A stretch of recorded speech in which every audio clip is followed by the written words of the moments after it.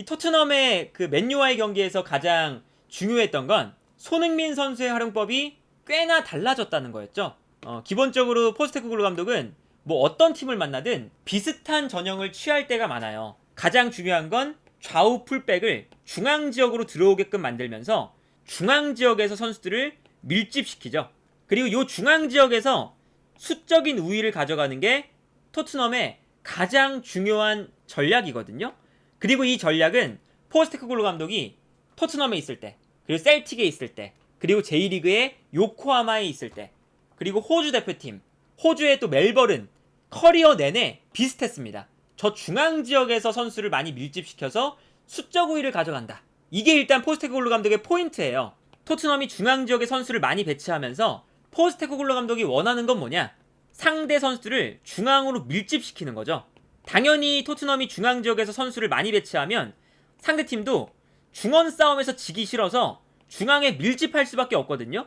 그러면 이때 포스테코글루가 원하는 거, 상대팀이 중앙 지역에 밀집해 있으니까 좌우 측면 공격수들은 넓게 퍼져라. 넓게 퍼지면 우리가 요 좌우 측면 공간을 활용을 할 수가 있다 라는 게 첫 번째예요. 그러다 보니까 포스테코글루 감독의 축구에서 기본적으로 재밌는 건 뭐냐면 중앙 지역으로 선수들을 많이 몰아넣고 여기서 상대가 중앙으로 쏠릴 때 좌우 측면을 넓게 활용을 하죠. 그래서 뭐 예를 들면 중앙 지역에 선수가 몰려 있을 때 좌우 측면에 토트넘으로 따지면 손흥민과 클루셉스키가 넓게 퍼져 있으니까 이때 중앙 지역에서 볼을 받는 순간 여기서 무리하게 탈압박을 하지 않고 좌우 측면으로 넓게 패스를 뿌려줘요.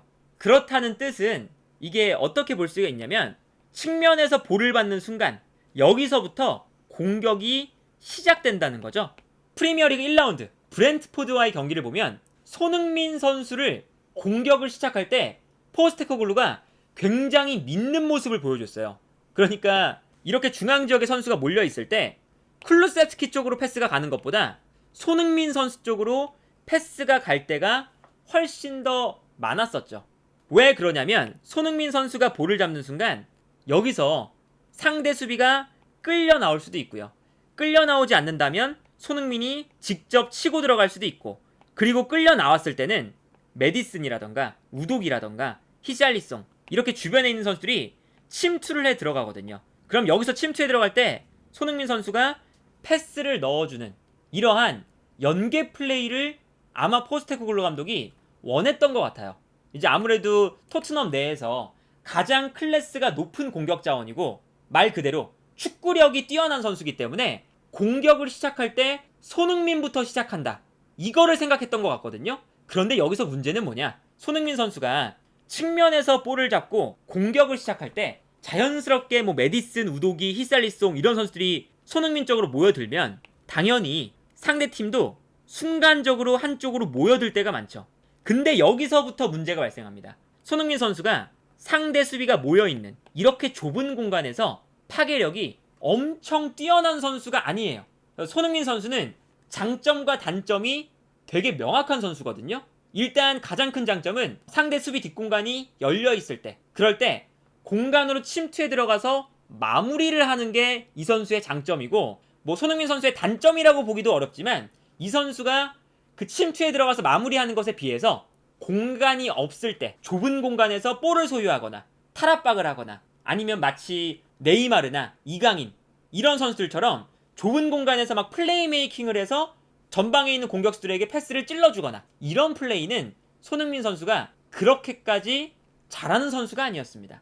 그래서 특히나 브렌트포드와의 경기에서 어떤 장면이 나왔냐? 토트넘의 선수들이 중앙에 엄청 밀집해 있잖아요. 토트넘이 중앙에 밀집해 있다 보니까 자연스럽게 상대팀 또한 중앙에 밀집하기 시작합니다. 그래서 브렌트포드의 선수들도 요 가운데 공간에 엄청 많이 모여있는 걸 볼 수가 있죠. 그러니까 이게 토트넘이 중앙으로 모여들면 모여들수록 상대팀도 중앙에 계속 모여드는 거예요. 그러면 그 순간 손흥민 선수가 오히려 측면으로 넓게 빠져 있습니다. 쿨루셉스키도 마찬가지죠.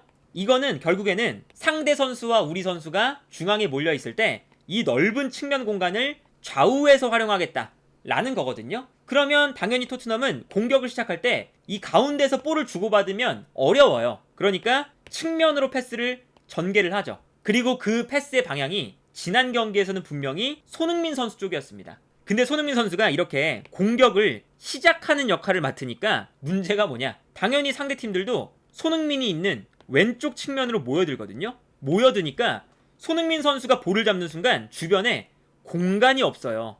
그리고 여기서 손흥민 선수가 해야 되는 건 볼을 잡고 있으니까 주변에 있는 선수들에게 패스를 공급을 하거나 아니면 이 좁은 공간을 뚫고 개인 드리블 돌파 능력을 보여주거나 창의적인 플레이를 보여주거나 이런 플레이를 해야 되는데 아까 말씀드렸던 것처럼 손흥민 선수의 장점이 바로 그게 아닙니다. 그러니까 여기서 손흥민 선수가 돌파도 안 나오고 패스 미스가 자주 나오고 상황에 따라서는 자신감이 없으니까 뒤로 백패스를 할 때가 많고 이런 장면들이 많았어요.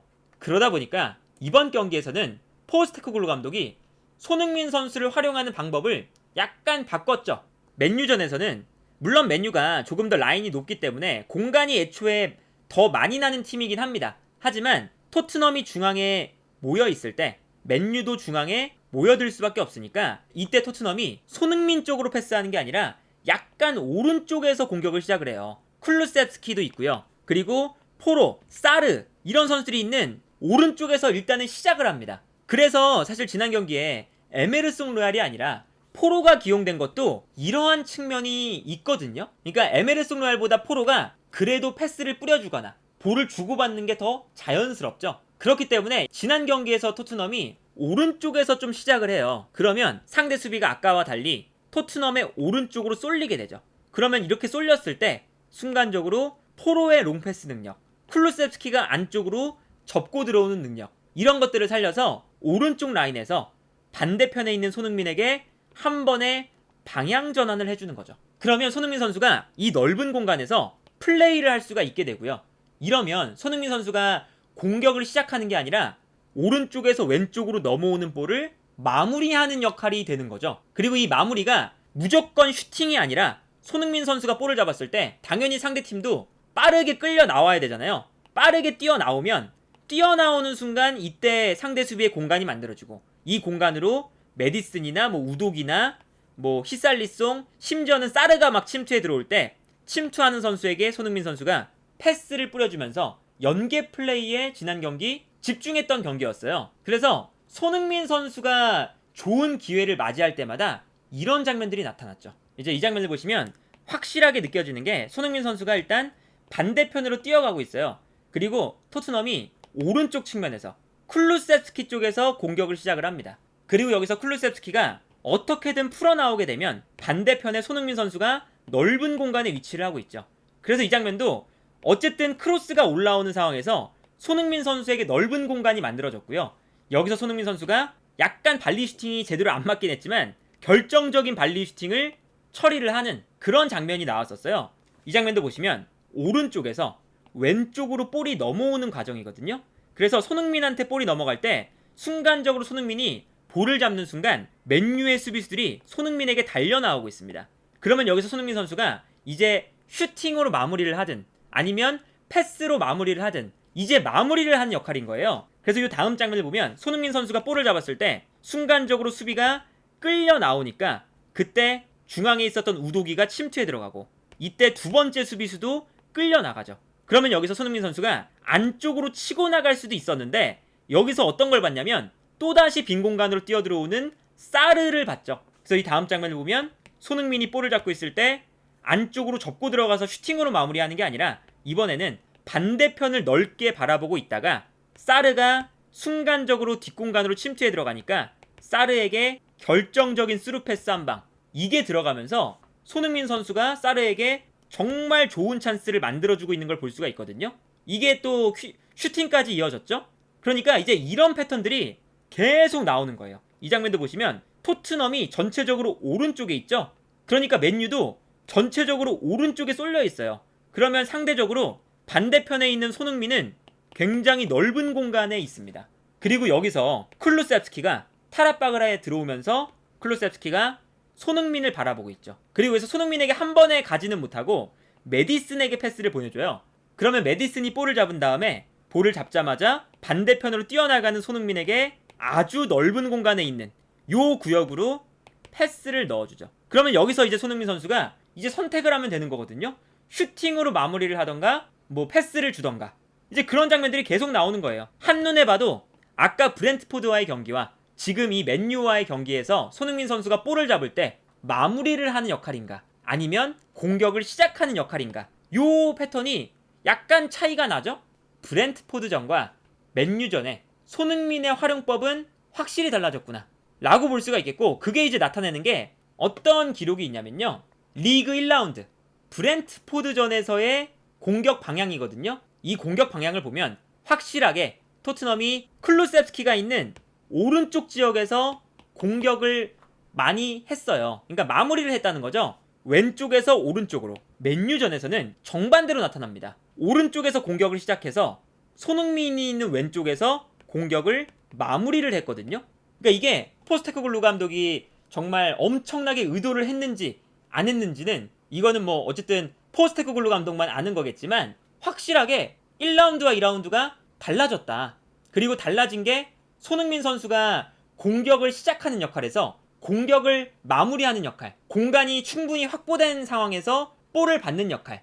그러니까 한마디로 하면 우리가 흔히 얘기하는 아이솔레이션을 통해서 손흥민에게 기회를 만들어주는 이러한 플레이를 보여줬다 라는 게 그래도 포스테코글루 감독이 손흥민을 많이 생각을 해주고 있구나. 근데 이제 여기서 문제점은 뭐냐, 뒷공간에 대한 의문은 많이 남아 있습니다. 그리고 특히나 그 뒷공간이 어떤 뒷공간이냐면 손흥민 선수가 있는 뒷공간보다 쿨루셉스키와 포로가 있는 오른쪽 뒷공간이 문제예요. 요 공간. 왜냐면 토트넘이 맨유를 상대로도 라인을 매우 높게 끌어올렸었잖아요. 높게 끌어올렸을 때 특히나 맨유가 체력이 충분했던 전반전에 어떤 장면이 나오냐, 공격을 하다가 끊깁니다. 그러면 수비로 복귀를 하는데 수비로 복귀를 할 때 뭐 애초에 뭐 맨유의 공격 방향도 요 왼쪽에 있긴 했어요. 왜냐면 오른쪽에 안토니보다 왼쪽에 가르나초가 더 빠르니까 가르나초 쪽으로 패스를 주기도 했지만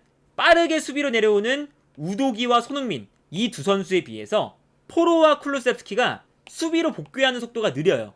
특히나 쿨루셉스키가 수비로 복귀하는 속도가 매우 느렸습니다. 경기 장면을 보면 오른쪽 라인에서 맨유가 공격을 하다가 왼쪽으로 방향 전환을 해요. 그래서 토트넘이 공격이 끊겨서 빠르게 수비로 내려오고 있는 상황이죠. 다들 내려오고 있는데 이때 오른쪽 라인에서 쿨루셉스키가 약간 수비로 복귀하는 속도가 늦습니다. 반면에 맨유의 왼쪽 풀백으로 출전한 루크쇼는 빠르게 공격으로 올라오고 있죠. 그러다 보니까 맨유가 반대편에서 볼을 잡을 때 볼을 받는 선수가 가르나초였거든요. 그리고 가르나초를 막기 위해서 달려나가는 선수가 포로였어요.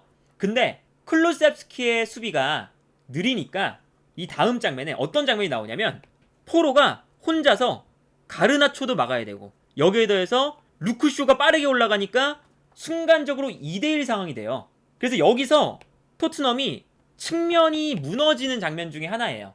그러니까 요 장면만 봐도 아, 쿨루셉스키가 너무 늦게 내려오는구나 라는 걸 또 알 수가 있고, 지난 경기에서 어쨌든 무실점으로 막아냈지만 이 무실점이 실점 위기가 없었던 게 아니거든요. 그러니까 왜냐면 맨유가 정말 지독하게 득점을 못해서 그렇지 사실 전반전 초반에 토트넘을 상대로 맨유가 2골 정도는 넣을 만한 찬스가 있었어요. 그 골을 못 넣다 보니까 오히려 토트넘한테 역습을 당하고 그러면서 이제 토트넘한테 오히려 실점을 허용하는 약간 이제 말리는 경기가 돼서 그렇지 토트넘도 분명히 실점 위기가 많았었다. 비카리오의 선방도 있었고요. 그러니까 이런 것들을 이제 토트넘도 좀 이제 보완을 해 나와야 된다. 그러니까 그 포스테코글루 감독이 토트넘의 이런 문제점들을, 특히나 손흥민 선수의 문제점을 그래도 브렌트포드전보다는 맨유전에 더 개선을 해 나온 거잖아요. 그렇다면 수비적인 부분도 조금씩 개선해 나오는 것이 필요하지 않겠느냐 라는 생각이 들어요. 그래서 지난 경기에서 어떤 기록이 있었냐, 골 기대값을 보면요, 맨유가 2.07골, 토트넘이 1.74골이었어요. 그러니까 이거는 맨유가 득점할 수 있는 기회가 더 많았다는 것을 의미하죠. 결정적인 찬스도 맨유는 4번, 토트넘은 3번이었죠. 그리고 맨유는 결정적인 찬스 4번을 모두 다 득점으로 연결하지 못했습니다. 그러니까 이런 것처럼 이게 어느 정도 그 지난 경기에서 토트넘이 잘했지만, 그리고 포스테코글루 감독이 분명히 전술적으로 보완을 많이 해왔던 경기지만 수비적으로 보완하는 것도 분명히 필요하다.